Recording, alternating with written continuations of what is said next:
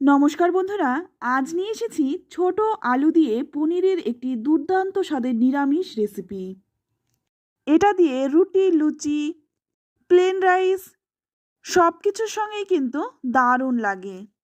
আশা করছি আপনাদেরও ভীষণ ভালো লাগবে। চলুন তাহলে দেখে নেওয়া যাক। তো দেখুন, এখানে আমি কিছুটা ছোট আলু নিয়ে নিয়েছি। এই ছোট আলুটা কিন্তু শীতের সময় বেশি ভালো পাওয়া যায়। এবার এই আলুটা আমি সেদ্ধ করে নেব। আলুটা সেদ্ধ হতে থাক। এইদিকে দেখুন, নিয়েছি পনির। এখানে আমি 250 গ্রাম একটা পনির নিয়ে নিয়েছি। এবার এই পনিরটা আমি ছোট ছোট টুকরো করে কেটে নেব। তো পনিরটা দেখুন ছোট ছোট টুকরো করে কেটে অন্য একটা প্লেটে তুলে নিলাম। আর এইদিকে দেখুন, আলুটা সেদ্ধ করে খোসাটা ছাড়িয়ে নিয়েছি। আলু, পনির দুটোই কেটে আমি রেডি করে নিলাম। আর এখন আমি এই পনির থেকে ছোট ছোট 2 টুকরো পনির তুলে রাখবো। আর এই 2 টুকরো পনিরেই কিন্তু আমার হয়ে যাবে। তো দেখুন, সব থেকে ছোট ছোট যে টুকরোগুলো হয়েছে সে থেকে আমি তুলে নিলাম। এবার এদিকে আমি 10 থেকে 12টার মতো বাদাম ভিজিয়ে রেখেছিলাম। এবার এই বাদামের খোসাগুলো ছাড়িয়ে নেব। পনির আর বাদামটা আমি একসঙ্গে বেটে নিয়েছি। এইভাবে রান্না করলে খেতেও কিন্তু ভীষণই সুস্বাদু হয়। রান্নাটা করার জন্য প্রথমেই কড়াই গরম করে নিয়ে এর মধ্যে দিয়ে দিচ্ছি সাদা তেল। আর রান্নাটা আমি সাদা তেলেই করছি। আপনারা চাইলে সর্ষের তেলেও করতে পারেন। এবার সামান্য একটু লবণ দিয়ে তেলটা ভালো করে গরম করে নিলাম। তারপর পনিরগুলো একটু ভেজে নেব। তবে খুব বেশি ভাজবো না, হালকা লালচে করে পনিরটা আমি ভেজে তুলে নেব। পনিরগুলো এইরকমভাবেই কিন্তু হালকা করে ভেজে তুলে নিলাম। এবার পনির ভাজার তেলের মধ্যেই দেখুন, আমি এখানে নিয়েছি ক্যাপসিকাম, রেড বেল পেপার আর ইয়েলো বেল পেপার। আমার কাছে ছিল তাই নিয়েছি, আপনারা শুধুমাত্র ক্যাপসিকাম দিতে পারেন। এবার এটাকে হালকা করে একটু ভেজে নেব। খুব বেশি ভাজবো না, শুধুমাত্র কাঁচা গন্ধটা চলে যাওয়া পর্যন্ত একটু ভেজে নিলাম। এবার ওই তেলের মধ্যেই ফোড়নে দিয়ে দিচ্ছি হাফ চামচ গোটা জিরে আর একটু গোটা গরম মশলা। ফোড়নটা ভেজে নিয়েই দিয়ে দিচ্ছি সেদ্ধ করে রাখা আলুগুলো। আর আলুটা কিন্তু আমি গোটা গোটাই রেখেছি। এবার 2 থেকে 3 মিনিট আলুটাকে একটু ভেজে নেব। আলুর গায়ে যখন হালকা লালচে রং ধরে যাবে তখন কিন্তু এর মধ্যে দিয়ে দেব 1 চামচ আদা আর কাঁচা লঙ্কা বাটা। এই রান্নাটায় কিন্তু খুব একটা ঝাল হবে না। খুব একটা ঝাল হলে কিন্তু খেতেও ভালো লাগবে না। আদা আর কাঁচা লঙ্কার কাঁচা গন্ধ চলে যাওয়া পর্যন্ত একটু ভেজে নিচ্ছি। এবার এর মধ্যে দিয়ে দিচ্ছি সামান্য একটু জল। এবার দিয়ে দিচ্ছি হাফ চামচ জিরে গুঁড়ো, হাফ চামচ ধনে গুঁড়ো আর দিয়ে দিচ্ছি হাফ চামচ কাশ্মীরি লঙ্কার গুঁড়ো। এই রান্নাটায় কিন্তু হলুদ পড়বে না। তারপর ভালো করে নেড়েচেড়ে একটু কষিয়ে নেব।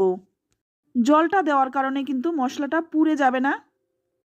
এবার আবারও একটু জল দিয়ে ভালো করে মশলাটা কষিয়ে নিতে হবে। মশলাটা যত কষানো হবে রান্নার স্বাদটাও কিন্তু ততটাই ভালো হবে। এবার এর মধ্যে দিয়ে দেব 2 চামচ ফ্যাটানো টক দই। টক দইটা দেওয়ার সময় গ্যাসের আঁচটা একদম কমিয়ে দিতে হবে, নইলে কিন্তু টক দইটা কেটে যেতে পারে।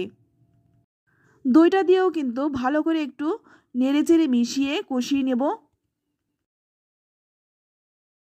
2 মিনিট একটু নেড়েচেড়ে নিলাম। এবার এর মধ্যে দিয়ে দিচ্ছি স্বাদমতো লবণ। লবণটা দিয়ে আবারও কিন্তু কিছুক্ষণ কষিয়ে নেব। এবার এর মধ্যে দিয়ে দেব আগে থেকেই বেটে রাখা বাদাম আর পনিরটা। বাদাম আর পনিরটা দিয়েও কিন্তু আরও 2 মিনিট ভালো করে কষিয়ে নিতে হবে। তো ভালো করে নেড়েচেড়ে মিশিয়ে নিয়ে এর মধ্যে দিয়ে দিচ্ছি সামান্য একটু জল, এতে করে কিন্তু মশলাটা কষানোও ভালো হবে। তো জলটা দিয়ে আবার ভালো করে নেড়েচেড়ে নিচ্ছি। তারপর গ্যাসের আঁচটা একদম কমিয়ে দিয়ে একটা ঢাকা দিয়ে 5 মিনিট রেখে দেব। তো 5 মিনিট পর দেখুন ঢাকনাটা খুলে নিয়েছি। এখন কিন্তু মশলা থেকে তেল ছেড়ে দিয়েছে আর মশলাটা কিন্তু খুব ভালো করে কষানো হয়ে গেছে। তো বন্ধুরা, পনির তো অনেকভাবেই রান্না করে খেয়েছেন, একবার এইভাবে খেয়ে দেখুন, খেতে অত্যন্ত সুস্বাদু হয়। এবার এর মধ্যে দিয়ে দেব 2 কাপ জল। আর এটা কিন্তু একটু গ্রেভি হবে, তাই জলের পরিমাণটা কিন্তু একটু বুঝে দিতে হবে। তবে যদি আপনারা একটু ঝোল খেতে পছন্দ করেন সেক্ষেত্রে জলটা একটু বাড়িয়ে দেবেন। তো ভালো করে নেড়েচেড়ে মিশিয়ে নিয়ে এবার এখানে দিয়ে দেব ভেজে রাখা ক্যাপসিকামগুলো। ক্যাপসিকামটা দিয়েও আবার একটু মিশিয়ে নেব। তারপর এর মধ্যে দিয়ে দিচ্ছি 1 চামচ চিনি। যেহেতু নিরামিষ রান্না তাই স্বাদটা ব্যালেন্সের জন্য অবশ্যই দিতে হবে। আর এই রান্নাটা কিন্তু খুব একটা ঝাল হয় না। এবার 3 মিনিট ফুটিয়ে নিয়ে এর মধ্যে দিয়ে দিচ্ছি ভেজে রাখা পনিরগুলো। খুবই সহজ আর সিম্পল একটি রান্না, খেতেও ভীষণ ভালো হয় আর চটজলদিও হয়ে যায়। এবার খুব ভালো করে একটু নেড়েচেড়ে মিশিয়ে নেব। তো ভালো করে নেড়েচেড়ে মিশিয়ে নিয়ে এইভাবেই কিন্তু 2 মিনিট ফুটিয়ে নেব। তো একটু ফুটিয়ে নিয়ে এবার এর মধ্যে দিয়ে দেব 1/2 চামচ গরম মশলার গুঁড়ো। গরম মশলাটা দিয়ে একটু নেড়েচেড়ে মিশিয়ে নেব। তারপর গ্যাসের আঁচটা কমিয়ে দিয়ে আবারও একটা ঢাকা দিয়ে রাখবো, যাতে গরম মশলাটার গন্ধটা রান্নার মধ্যে ভালো করে মিশে যায়। তো দেখুন ঢাকনাটা খুলে নিলাম। এবার হালকা হাতে একটু নেড়েচেড়ে নিচ্ছি। এখন কিন্তু রান্নাটা প্রায় হয়ে এসেছে। এবার নামানোর আগে দিয়ে দিচ্ছি 1 চামচ ঘি। ঘিটা দিয়ে মিশিয়ে নেব একটু। এই রান্নাটা দেখতেও যতটা সুন্দর, খেতেও কিন্তু অপূর্ব হয়। এবার গ্যাসের আঁচ বন্ধ করে ঢাকা দিয়ে 10 মিনিট স্ট্যান্ডিং টাইম দিয়ে দেব। তো 10 মিনিট পর ঢাকনাটা খুলে নিচ্ছি। তো দেখুন দেখতে কতটা সুন্দর হয়েছে, খেতেও ভীষণ ভালো হয়। তো বন্ধুরা, আমার এই সহজ সাধারণ নিরামিষ পনিরের রেসিপিটি আপনাদের কেমন লাগলো অবশ্যই কমেন্টে জানাবেন। ভালো লাগলে লাইক শেয়ার করতে একদম ভুলবেন না। আর আপনি যদি আমার চ্যানেলে নতুন হয়ে থাকেন চ্যানেলটা সাবস্ক্রাইব করে নেওয়ার অনুরোধ রইল।